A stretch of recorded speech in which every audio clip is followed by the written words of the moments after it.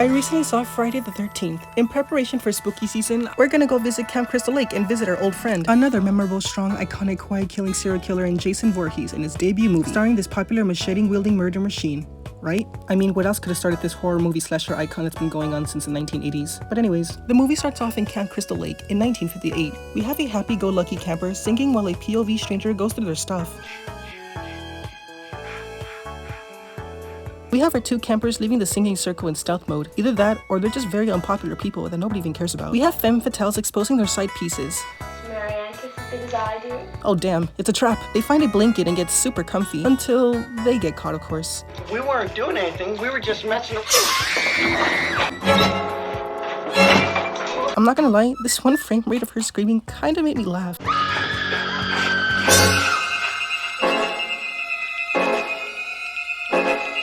But I like how the film begins in this 3D looking effect. Oh come on, I just got done finishing cleaning that glass. God damn it. The movie starts off in, wait, I genuinely want to know what the date is, but all we get is the present? Or are we in 1980? I'll just say it's 2022. We have a female hitchhiker named Annie, who I really love watching her positive attitude on screen, as she's my favorite character in this film. It looks like she's coming back from the friendly 70s, because she's super kind to everybody, as she approaches random good boys and misgenderizes them too.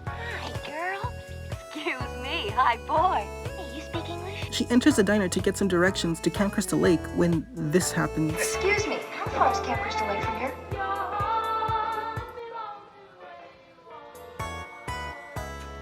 The diners know the backstory of Camp Crystal Lake, but they still give her directions in under 10 seconds too. Hey, they were just coming out of the 70s, and back then everybody was super friendly to one another. You went out to the crossroads, Enos? What about a lift? They'll be halfway. No sweat, Trudy. Okay, kid, let's move it. But yeah, she got it right in under 10 seconds. Hey, they were just coming out of the 70s and everybody was super friendly back then. Nowadays, when you ask for directions, people just tell you to go fuck yourself. Also, I'm gonna say this again, but I really love Annie's happy attitude. Name's Annie. All right, Annie, let's go. We have people getting flirty with Annie and touchy too. All the girls up there gonna look as good as you? I don't know. You're good at Camp Blood, ain't you? God damn it, Ralph. And then we meet the town crazy. Never come back again. Oh, shut up, Ralph. It's got a death curse. In the car ride, we have a shaky camera as the driver tells Annie about a drowning boy in 1957. Quit. Quit now. Quit? Why would I want to quit? Did Christy tell you about the two kids murdered in 58? Boy drowning in 57? After a very uncomfortable conversation, she gets to her destination. Take care of yourself, kid. No sweat. We meet 3 new counselors getting ready for their summer job as well. Marcy, Ned, and Phil. Arriving to camp as they meet a shirtless early 80s guy named Steve, along with Alice, another camp counselor who's been here for a while. They all exchange names and start getting to work. We have our 2 lead counselors working and flirting, and I think they might have dated before. Give me another chance. Stay a week. By Friday, if you're not happy, put you on the bus myself. All right. We meet all our camp counselors in one shot, and we didn't get an introduction for this girl. Her name is Brenda, but I think they mentioned her earlier on. Listen, where's Bill? Is he finished cleaning up the boathouse yet? I don't know, I haven't seen him in the past half hour. What about Brenda? You told her to go set up the archery. No, I'd rather she paint. She meets Ted, one of the men who came in the car, and he's a little prankster. Ta-da! Are you crazy? Want to see my trick shot? It's even better. I don't believe you. We have Annie hitchhiking another ride to get closer to Camp Crystal Lake as she spreads her positivity powers to our Uber driver. Guess I always wanted to work with children. People call them kids. Sounds like little ghosts. But when you've had a dream as long as I have, you'll do anything. He gets a little annoyed of Annie, so he tries to kidnap her and attempts to kill her. Wasn't that the road up for Camp Crystal Lake back there? I think we better stop. Please? Please, stop! He doesn't stop, so she flees out of the car, and aw, all her stuff was in there. Also, is the driver supposed to be Jason Voorhees? I'm assuming since he's the main killer of the franchise. And I guess I assumed Annie was our main character, but I guess not, because sadly, she's our first character to die in this movie. And aw, Annie, I'll miss you. You were so happy, positive, and cheerful. Why'd you have to die so soon?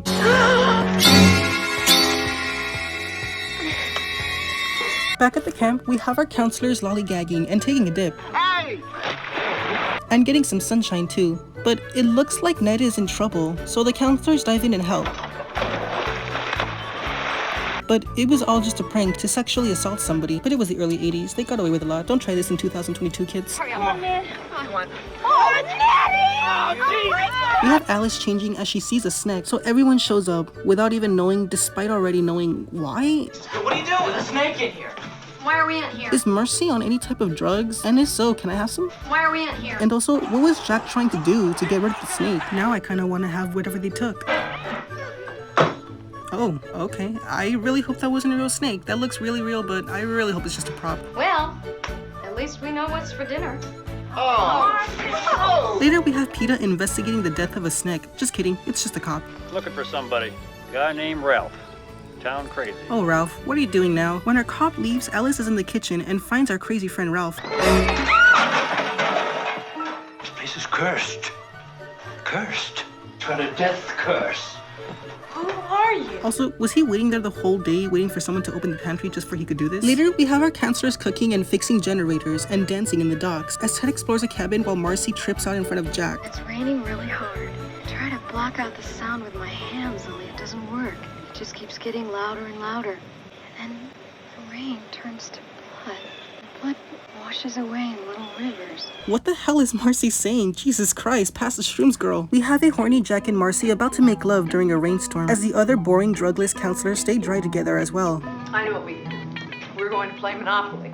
I hate Monopoly. I agree, Monopoly is a very tricky, boring game in my opinion. We're going to play Strip Monopoly.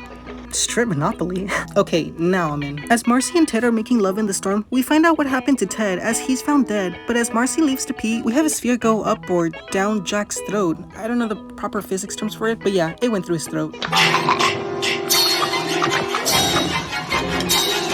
And as Marcy is in the bathroom, she gets axed in the face. And no, I don't mean the body spray, but that would be painful too. I mean, that smells horrible. I just wish we got to see the cool axe contact her face with special effects, kinda like we saw with her boyfriend in the sphere. Back to Monopoly, well, Strip Monopoly actually. The gang calls it quits as the storm gets worse and worse. Damn, I want to be a camp counselor and get loaded at night and play Strip Monopoly. Look at crazy ass Brenda over here, leading in the rain. I really love Brenda's energy. In some diner in town, we have the head counselor Steve chilling with a friendly waitress. What do I owe you? Just a night on the town. As he gets ready to head back to camp, and not gonna lie, I kind of forgot he was in the film since he was only shown in the beginning. But his car breaks down as a cop gives him a lift. Give me a lift. Why not? As Brenda's about to read a book after drinking and stripping, she hears a voice outside. She investigates outside, but come on, Brenda. Was it really worth getting your PJs wet? Seriously, you were better off being cozy in the cabins reading your book, but now you're gonna die via an off-screen kill. I mean, seriously, it would've been cool to see her get hit with an arrow to the face. Alice and Phil search for Brenda as they heard a scream. I thought I heard a scream. It sounded like Brenda. They also begin searching for the others who are missing as well. But little do they know they've all been killed. They try calling police for help from the missing counselors, but the phone pulls a cliche of not working in a horror movie. We have the cop ditching the head counselor Steve as he's needed back in town. Unfortunately, as he walks to the camp, he gets killed by a hungry cameraman in real life. Back at camp, Phil leaves Alice to rest to go fix the generator. As Alice later checks up on Phil, she finds him dead at the door. Alice begins to run and barricade herself from danger, and you can tell because we see her do this for 1.5 minutes straight. I'm not lying. Heck, it might even take longer than that.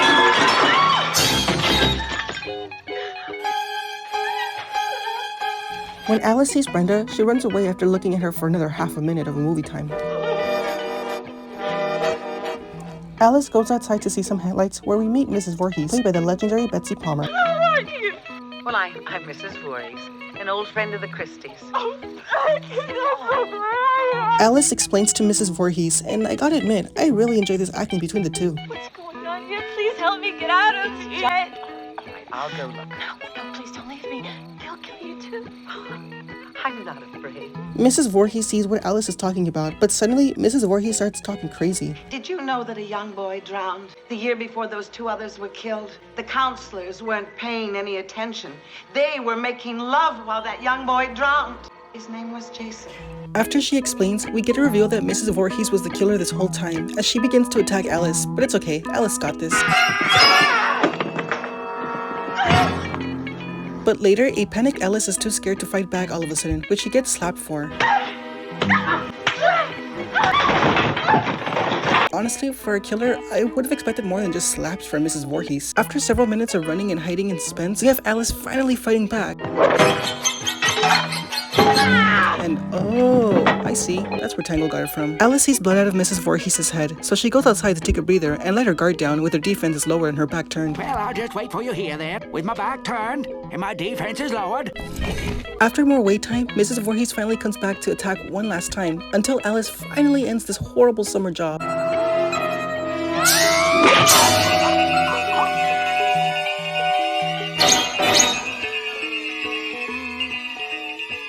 After this chaotic scene and committing murder, Alice takes off in the boat and rests her paranoid, traumatized, adrenaline-filled body to sleep, once and for...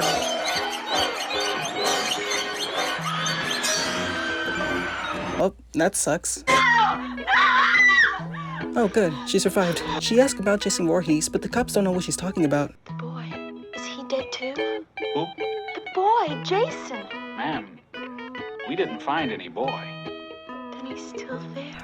And that was Friday the 13th. Okay, for starters, this movie was enjoyable to watch when it comes to story. 8 characters in a camp getting killed one by one by a stranger, but the way they did it from the script to a movie was done fairly poorly, not gonna lie, as the film does contain a couple flaws, like making the first hour of the movie still feel like a startup, and having a ton of slow moments for suspense scenes that aren't suspenseful, bad camera shots, and single shots you can laugh at for minutes. Also, most settings and environmental colors are pretty dull, and it may be a movie from the 1980s, but Halloween came out in 1978, and it still looked nicer and less choppy than Friday the 13th. But despite looking bad for an 80s film, the characters of the movie are pretty enjoyable and likable to see on screen, as they don't feel generic and each counselor feels unique and special in a different way. They did lack diversity though, so this camp is most likely probably a racist camp. Oh god, I just wish Annie didn't get killed. She was so nice and sweet to everybody. But one character that honestly bothered me was Mrs. Voorhees herself. Kill her, Mommy.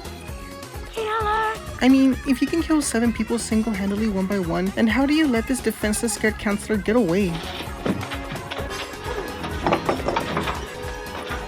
You literally threw a freaking body through a glass window, but you're telling me that you can't get rid of a scared counselor easily like that? Really? She could have easily killed Alice by choking, stabbing, or hungry cameraman style. But Mrs. Voorhees decided to half-ass this kill, which caused her death in the first place.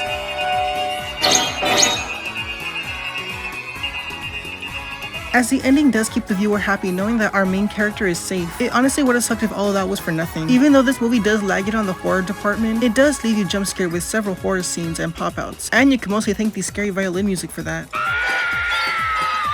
But besides violin music screeching, scaring viewers, you also gotta wonder, where's Jason Voorhees? I would assume for a first-time moviegoer who wants to see a Friday the 13th film for Jason Voorhees, it's ought to report that our Buff Daddy hockey mask-wearing, machete-wielding horror movie icon slasher doesn't appear in this first film, which can lead to confusion for new horror movie fans. But it still must have felt original to those who watched it theatrically in 1980. But where did those iconic Jason Voorhees sounds come from?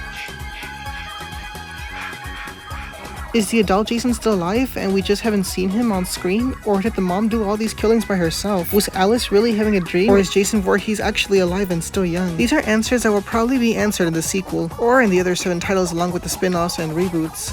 But with all that said out of the way, I give Friday the 13th 6.5 Mrs. Voorheeses out of 10. Friday the 13th Part 1 may not contain Jason Voorhees, which is what the series is known for honestly, but it does contain elements that were good to watch when it comes to story and character-wise that entertain you. But it brings you unnecessary wait times, long funny camera shots, and a slow-paced horror film that lagged a little on the horror part, but will scare you a couple times. But it's only the first film, as we're just getting started, so I'm sure the sequels will learn from their past mistakes and move on and find different ways to entertain us. But anyway, if you enjoyed your time here, please leave a like and subscribe, as it can help this channel grow. And if you have a movie suggestion, please leave a comment to see what I could do next. I'm really interested to see what movies and recommendations I get, and hopefully your comment will be turned into a video. It's a small channel, so anything can happen. But anyways, thank you so much for watching. I really appreciate your time here. What are you doing this coming fall? Are you gonna go camping someday? Let me know in the comments down below. Until next time, have a good day, stay safe, and most importantly, stay tuned. Bye!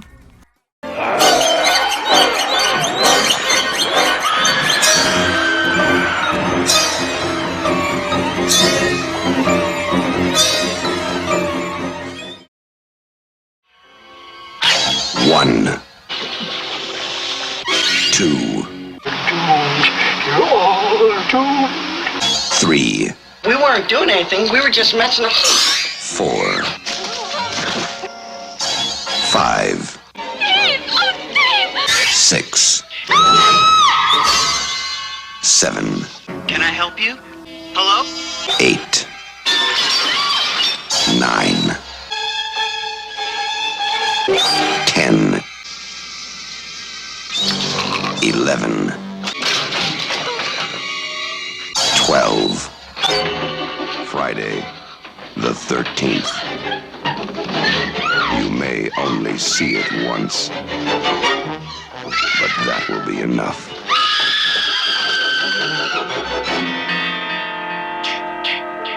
Friday, the 13th.